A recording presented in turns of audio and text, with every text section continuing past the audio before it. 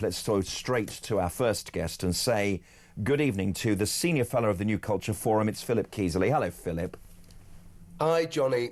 It's nice to have you on the show. Merry Christmas to you. You too. Listen, this idea that Greater Manchester Police and the Met Police have come together to make a joint statement about globalising the Intifada, it's one of a number of potty-mouthed chants that they're called pro-Palestinian, but really they're anti-Israel, anti-Semitic incidents, aren't they? This pro-business is a kind of fig leaf to cover kind of a multitude of sins, isn't it?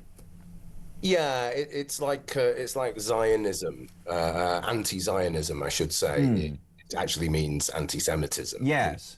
So yeah, there's so much stuff going on right across the country. This has come. It's everybody's very pleased that this has happened, but this is 2 years too late. There have been hate marches every single week since October the 7th. There's been a staggering rise in anti-Semitism across the country. 1 in 5 people in this country hold anti-Semitic views. Just last week in Birmingham, the march for the Globalise the Intifada, revolutionise the Intifada, the only solution, was a banner that was at the front of the march. The only solution, what does that mean? Is that a solution to Jews? Is that a solution to Britain? Is that a solution to the West? You know, we have this sectarian, violent rhetoric that is nothing, it has nothing to do with democracy, has nothing to do with the issues in Britain at the moment. This is Middle Eastern stuff, and it is absolutely rooted in Jew hate, and we should have done something about this such a long time ago. And so now, to come to your point, I mean, you're absolutely right about places like Leeds, for example. Leeds has a big community of Jewish people. Yeah. And they are very frightened. I know because I live there. So very frightened. And it isn't just synagogues and it isn't just schools. It's even things like Jewish bakeries. There's a Jewish bakery in North Leeds that needs security, for God's sake. Yeah. That's how awful. bad. It's so upsetting. I know a primary school in North London where every time there is an attack, an international attack on Jewish people, they shut the road so as not to encourage anyone, you know, to ram the front of the school. This kid's coming home, the parents there. The kids are aged between 4 and 11 years old. So that's the state of the country that we are living in. Now, the Met detained 2 people for racially aggravated public order offences after they allegedly shouted slogans involving calls for the Intifada at another rally. The youngest suspect is 17 years old. But also, I saw some video last night of the police standing by because they've got a number of songs in the album, haven't they? And they've got that very nasty one, which I like to call the Tim Davie chant from Glastonbury, where he didn't switch him off, he just let Bob Vylan say it, which is death, death to the IDF. Are they arresting people for that one as well? Well, this is it, isn't it? And the BBC have such a price to pay for this. Yes, they do. Actions and their lack of actions. And it wasn't so long ago that they were trying to defend the term Intifada. You know, they were saying it was spiritual and not violent. You know, this is spiritual Jew hate. It's not violent Jew hate. It's perfectly okay. You know, so that's the kind of moral bankruptcy that we have in our national broadcaster. But it goes right across the board, Johnny. I mean, if you look at all of the institutions, particularly education, I have a 25-year background in higher education. I spent my career in universities. It is rife in universities. And anti-Semitism is a shape-shifting beast. It's not the old neo-Nazi National Front stuff from the 1970s. This is very sophisticated. This is theoretical. This is conceptual. This is thought through. In many ways, it's much more dangerous. It is. And I just want to know is, can we turn back the clock? Because we have been infested by this hate, which has become institutional. It has become an unholy alliance between the hard left and the Islamists. At some point, the Islamists will turn on the hard left because, as we've seen in a microcosm of that future row, the relationship between Sultana and Corbyn, which to us observers of these things on a closer scale is absolutely hilarious. It's hilarious because Corbyn at his old age is realising that these guys that he's been supporting for 50 years aren't his mates. Well, who'd have thought that rabid Islamist fundamentalists wouldn't sit very comfortably with trans activists? Who'd have thought Who'd it? have thunk it, eh? Who'd have thunk it? I mean, this is, this is the only party to just kind of come out and say, we are mad, and it's great. So I think it's a broader issue, isn't it? I think, people always say that Jews are the canary in the mine, and they absolutely are. They come for Jews, and then they go anti-Semitism, and then they come for the rest of us. I think we need to really take apart our culture, which is our culture that hates Britain, hates the West, this self-loathing, suicidal empathy that we have. It starts with, taking control of the borders, accepting that, lots of undocumented males from cultures that I think we're going to talk about misogyny in a little while. Yeah. From cultures that are fundamentally, inherently misogynistic coming into the country and fundamentally anti-Western and anti-Semitic. So I think there needs to be an absolute root and bow change of our culture. And I suppose looking forward, the time for that real change will be the general election. But that's a long, long way off. It's a long way away. Even the council elections seem to be a long way off as well. Now, what's all this malarkey that I think was very regrettable and passed through the courts, that anti-Zionism is some form of protected characteristic? Am I right in saying that? Is that the right choice of words, that you're allowed to be a theoretical Jew hater? It's this kind of word game, isn't it? Right. That we have at the moment. It's playing with hate and redefining hate. Yes. Making hate acceptable, actually making hate virtuous. And I think part of anti-Semitism is, blaming the modern iteration of anti-Semitism. I see it time and time again online. It's blaming Jews for their own persecution.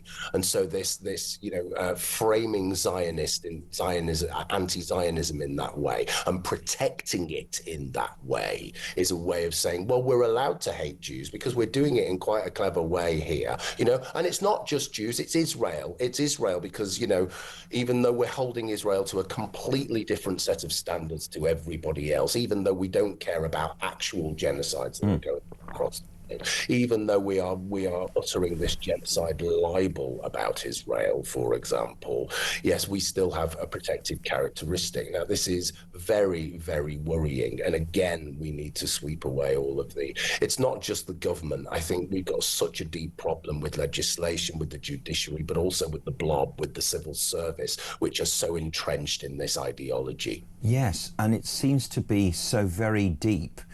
I saw an interview with Lord Hermer the other day, and he said the progressive voice needs to be communicated more. And I thought that was the oddest quote, because his elite are in power. I mean, they have, if they want, and as they're rather showing, endless power to deal with the right. And they got into power and showed what they could do with Lucy Connolly to start with. And then there was such a pushback on that they've started to say different things. But still, there is this push. We'll talk about this misogyny thing, but it seems to me that this misogyny course is about dimming the headlights for being a boy or a man. Like being a boy or a man is the original sin, that you need to kind of, rein it in, lad, your instincts as a male in this new world. And it's making people very unhappy. It's like outlawing men for being men.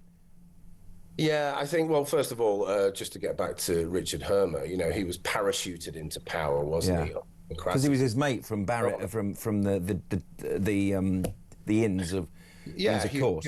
A human rights lawyer. And what we're actually talking about when we're talking about progressive is reactionary, unprogressive politics. The Liberals are the most illiberal set of people. They want to put people in prison now for fruity, spicy tweets, or even just freedom of expression. So all of that stuff is just, as I said before, so complex and so difficult to unpack because it's so ingrained. And I think you're right to cite Richard Hermer there as an absolute representation of everything I think there's bad about this country at the moment. In terms of the mass masculinity thing, it's been decades, hasn't it? You know, poisonous masculinity has been poisonous for decades. Men could do no right for decades, and it was not so long ago that that feminists were championing trans rights, right, left, and centre, and then that all went kind of crazy and wrong, and they realized that that was extremely misogynistic. But still, somehow men, heterosexual white men in particular, get the blame for everything. Now, I'm all for controlling access and actually banning access, of course, to pornography for young boys. And I think there needs to be, again, a deep conversation about relationships, the nature of relationships, the commodification of relationships, and the empty loneliness of pornography. I'm so glad that I don't have to deal with this, that I'm beyond the age of all of that. So, well, I mean, I wasn't brought up with it, I suppose. No, exactly. I mean, I guess I don't know if we're at a similar age, maybe we are, but it was sort of slightly illicit Paul Raymond kind of magazines when we were teenagers, and now it's just absolutely everywhere. And the porn is of a completely different level of graphic to what I remember, the sort of cheeky pictures that you might see in Penthouse and whatever. And I can well imagine that if a young man who isn't very skilled or knowledgeable in the female department, it can ruin their insides. Yeah. It can create a woman-hating way, even actually self-hate, actually. I think that's it, and you have, these poor kids have no idea about the sex. They don't know what's going on. They have no idea how to approach the other sex. Their idea of sexual relationships is voyeurism. But I don't think it's just pornography, and I don't think it's just poisonous masculinity. We can't blame all of this on 11-year-old Johnny in Barnsley watching an Andrew Tate video. Kemi Badenoch came out today, I think it was today or it might have been yesterday, and said, it's not just about this. Okay, it really isn't just about this. We have, as I said before, the best part of 1,000 people coming into this country every day from inherently misogynistic cultures, and if they really want to do something about this, then the government should have cracked down on the Pakistani heritage grooming gangs years ago. They should have actually had a national inquiry straight away. And what are these government doing about things like female genital mutilation, for example, a hideous cultural practice that is rife in this country, and nothing ever gets done about it. So it's okay to deal with misogyny that will get you brownie points because it's white little boys and they're the easiest target in the world. But when it comes to cultural sensitivities, this country will do nothing, and I think they're a disgrace because of that. Yes, we have the wrong government in for this kind of action, don't we?